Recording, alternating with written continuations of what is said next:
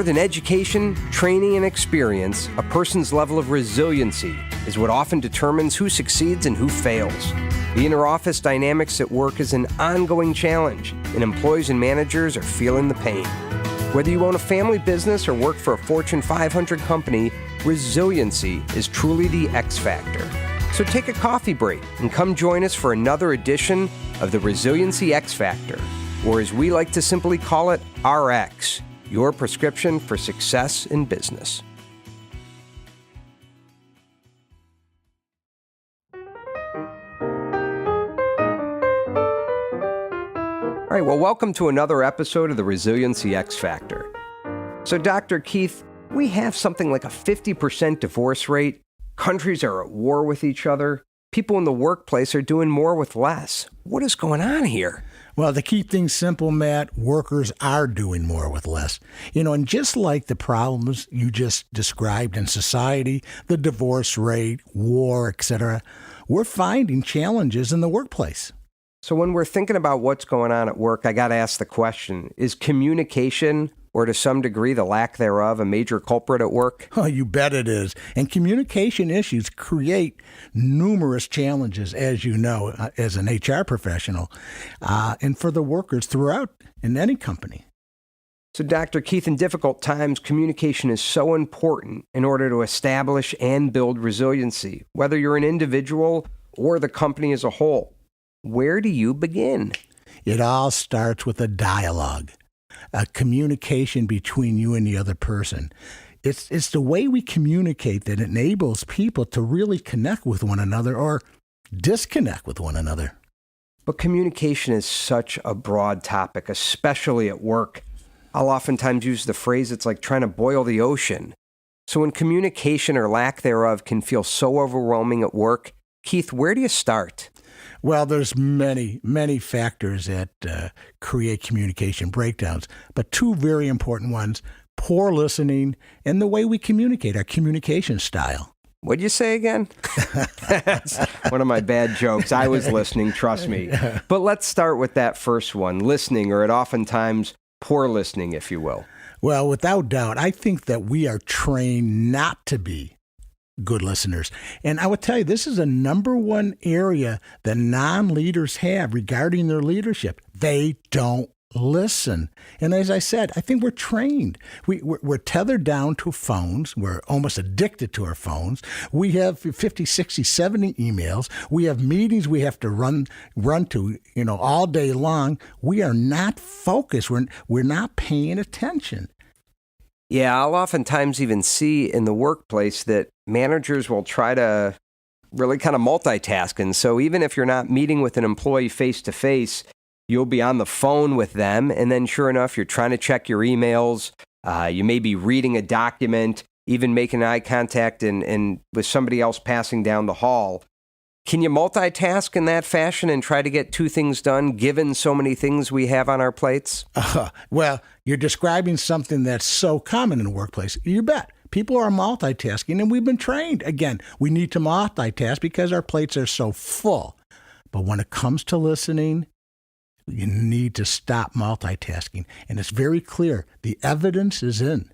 The brain cannot do two independent things at the same time and maintain the level of content and information being fed to you. And so what happens? People are multitasking and they're losing 70 to 80% of the information. We need to stop multitasking when we're supposed to be listening. So in other words, if you're a manager and you think you're really good at being able to fake it, oftentimes the employee's going to be able to pick up on those things? Oh, absolutely they do. There's what we've learned. Our neuroscience has taught us that we give off what we call micro messages or micro behaviors. And micro messages are these real quick blink of the eye things that take place between two people. And it's almost on an unconscious level. But those micro messages or micro behaviors in turn can either enhance the relationship or hurt the relationship. Let me give you a quick common behavior that people do, which can be micro. picture, if you would, picture you're communicating with a colleague, a direct report, whatever, and you're carrying on a conversation, and you just kind of subtly, gradually, you look at your watch. You glance at your watch. At that moment in time, unconsciously, what might the other person be thinking? Oh, I think that person could oftentimes think, gee, I'm boring my manager. They're not paying attention to me. I'm going on too long. They're in a rush. You name it. Absolutely. You're right. And we continue to do it. How many times, think about this, how many times you're talking to somebody and you know darn well they're not even listening to you. They're gazing out the window. They're looking for other people. Their heads are bobbing back and forth.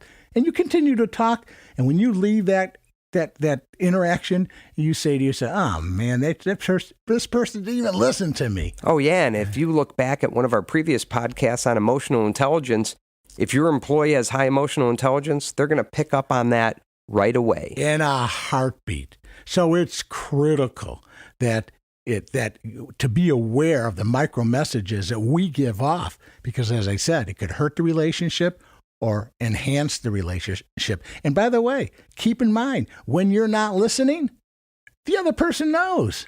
Yeah, that probably explains why I get in the doghouse at home sometimes for not taking out the garbage when I'm watching a show and I say I'll do it. Yeah, you and many of us, trust me. Yeah. All right, so we spent some time talking about listening or oftentimes the lack thereof and how that can get us in a tough spot. You mentioned that other skill, which was all around communication style. Tell us more about that. Well, the communication style is very interesting. Every individual has their own style. And how they go about communicating. And there's basically 4 ways. There's the passive way, there's a passive-aggressive way, there's the aggressive way style, and then there's the assertive. Let's just quickly do a quick overview of each one. The passive individual, this is a person that speaks around the issue. They sugarcoat. They're not direct and concise about whatever the issue they're communicating about. And it's a very passive, indirect way of communicating. You got to be really good at reading between the lines if you're going to figure out that style. And if you lack social and emotional intelligence, you're going to really struggle, So there's no question about it. And let me give you a real quick example. Picture you and your significant other driving, to your favorite vacation place, maybe up north here in Michigan, as we live in Michigan, and let's say the man's behind the wheel. It's a control thing, okay? And he's thinking about golf time and how much gas and et cetera. And about an hour into the trip, the female turns to the male and said, are you hungry? And the male responds, no, I'm not, and continues to drive right past the exit.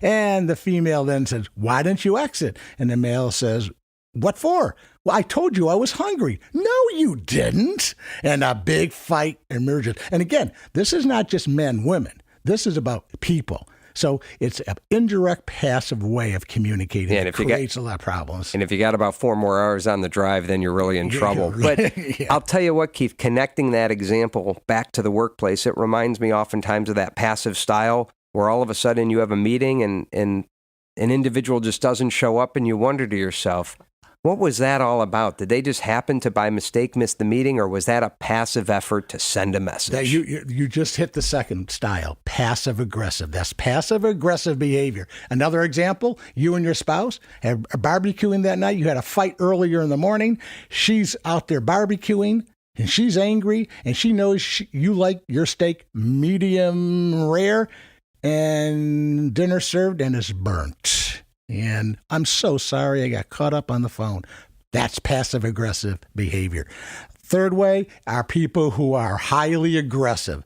They have learned that the best defense is a strong offense, and they go right at you. They're in your face. They talk loud, and they intimidate many people, especially that passive individual. They are intimidated by that aggressive individual. And if you have 2 aggressive personalities of the manager and the employee, that reminds me of like the National Geographic magazines of 2 rams on the top of a mountain going at it. You bet. And the last, and what we want to really work for, is to be assertive. Assertive individuals are concise, they're direct, tactful, understanding the feelings of the other person, and they explain exactly what they need, what the issues are in a very polite, tactful, assertive way. All right, so I appreciate it. Sounds like we got a good chance to get some insights on both some of the challenges around poor listening and the communication styles, the 4 of which you talked about, and how to operate within those. I think now's a good time for us to kind of take a pause, and when we come back, let's talk a little bit more about feedback and how, as a manager, you can be more effective in your communication through your feedback style.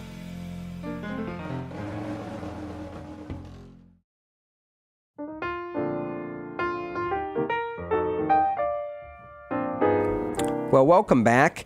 I know we spent some time in our first segment talking about poor listening as well as communication style. And we recognize that oftentimes that is a two-way street between the manager and the employee. Each have their own styles, and each are trying to communicate with each other, right? No question about it. And not only is it one style, but you need to throw in there one's personality style. That's also a major influencer. And you take a look at some people who are passive, for example, and they tend to avoid. And there's a lot of people who avoid those very difficult conversations that, especially in the workplace, one needs to have. Yeah, I think you're hitting on something, Keith. And for somebody that spent many years in the workplace, oftentimes we get ourselves tripped up on what I call the F word. And what I'm talking about is feedback. Oh, yeah. Giving feedback is another very important skill. So with that in mind, I want to give you some constructive criticism, Matt. Oh, great. Here we go. It sounds like I'm at work again. So what's going on in your head? Maybe on some kind of level inside of your head. Oh, right away when I hear I want to give you some feedback, my feedback defensive shield goes right up. I'm bracing and I'm preparing for what feels like is going to be negative feedback. Yeah, because I said constructive criticism, and nobody wants to be criticized. Let me replay it. All right, okay? round 2. Here we go. Round 2. Man, I want to give you some corrective feedback. All right. Well, my initial response internally is that a little better, but not great. I'll tell you why, because at least kind of now I know it's coming, that it may not be great, but I'm still already in that sort of defensive posture. I'm not there yet. All right. Better, a but little better. Okay. Not there completely. One more time. All right, you got one last shot at it. Okay. Hey, Matt, would you be open to some feedback? Okay, here I was about to give you an honest reply and say yes. And I'll tell you why. Because I felt like in that situation, you were asking my permission in order to say yes or no to whether I wanted feedback. And I'll tell you, there's times when an employee wants it, and then there's other times where they say, you know what, I think I'm going to pass. Yeah. But you empowered me to give you that answer back. A metaphor that I continuously think about in those situations is a communication door being open or the communication door being closed. And by asking you invite, by your response, by yes, you invited me in. The door is open. Unfortunately, I've seen many people, that door is closed and they just push their way through that door and they're dealing with defensive behavior. And sometimes it could be just a matter of timing. I've oftentimes seen where a manager goes up to that employee and says, you know, are you open to some feedback? And that employee may be right in the middle of working on a report. So that employee could then say, you know what, I am open to it, but now's not a great time. Could we connect first thing tomorrow morning? Right, because it's not something that's going to cause defensiveness when you ask a question. Very fair, very fair. So what about when we talk about feedback? Oftentimes, I think as managers, they trip up on thinking that they're always there to solve the problem. And so what happens is when managers are giving feedback, back to resiliency and RX, they get very prescriptive. Do you see that sometimes as a trap that managers fall into? Yeah, because they want to move on. They want to move quickly, so they want to tell the other person. That's what they do. That's the pushing through the door, and I'm going to tell you what you need to do, and you need to change it, and that's just going to create more defensiveness. See, to me, it's the way you ask questions. And there's two types of questions here, Matt. There's open-ended questions and there's closed-ended questions. All right, well, tell me a little bit more. Okay, so let's do a quick activity. I know that people listening can't see it, but we'll describe this, okay? I know you're not looking right now.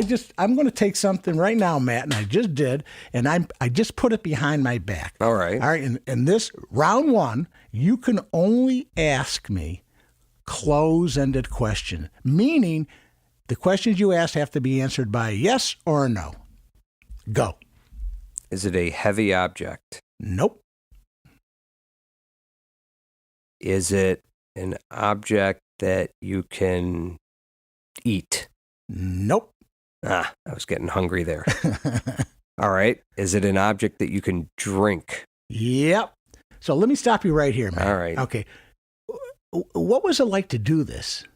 Now, a little slow, frustrating, and I felt like handing out breadcrumbs one step at a time. There I go with food again. Yeah. But it was pause. You were pausing in between, trying to think. It was a challenge for you.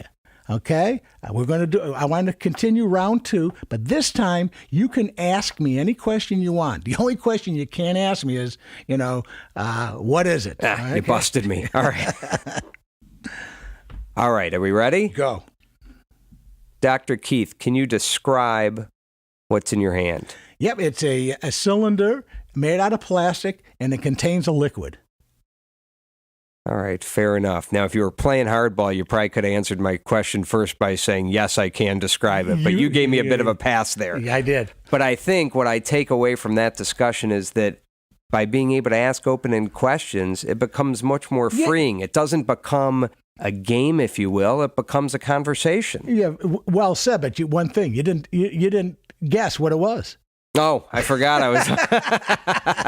It's a bottle of water. You bet. Well, right, you kind of you were getting there even in the close-ended question, but I think the listeners got the point. And the takeaway is critical. And that takeaway is, look, we're trained to ask closed-ended questions, especially in the workplace. Why? Because it's so fast, it's so quick, it's so easy, and yet it's a struggle. And you then get into this tell as opposed to asking, inviting the person in. It becomes a collaborative dialogue as opposed to a monologue. And I think with that, with open-ended questions, that's when you really start to see employees get engaged, that they really feel like they are very much a part of a solution and part of the organization as opposed to just simply being a spoke in the wheel.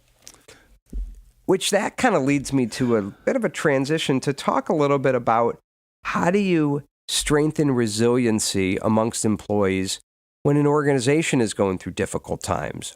Oftentimes, I find that employees trip up on how they communicate with their employees when the company is going through challenging times because they don't know what the right thing is to say. You bet.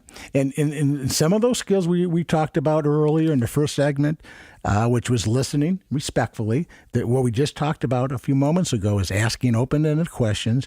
And the third is to recognize and validate people's feelings within the organization. And what I mean by that, this is a time when people are struggling, is for leaders to be empathic, to demonstrate a good deal of empathy. Be transparent.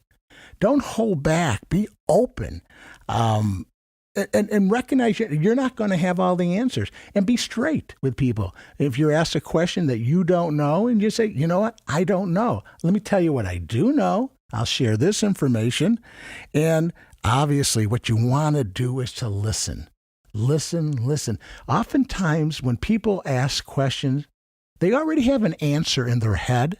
And what they're looking for is confirmation from you. So there's no need for you to feel like you need to fix it.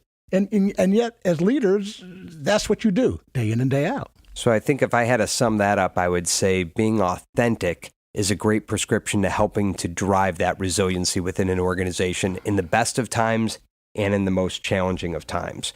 So as we wrap up here, what are 2 or 3 tips that come to mind when you think about how do you build resiliency in ourselves and in others when it comes down to communication? Well, the first and foremost is something we talked about in both segments, and that's the need to listen. And 2 techniques that let me suggest. And the first one is I call it the WAIT technique. And that stands for WAIT. Why, am I talking? So why God gave his 2 ears and 1 tongue, right? And the other, when you have this need to talk, when someone's talking and they're explaining and you want to get in there and get some words in, take a deep breath through your nose and just kind of subtly exhale through your mouth. And that would automatically, it's a physiological technique that will calm you down. Second, ask open-ended questions, not the close-ended questions. Maintain good eye contact. In America, we look away, we nod, we don't stare the person down, and remain focused.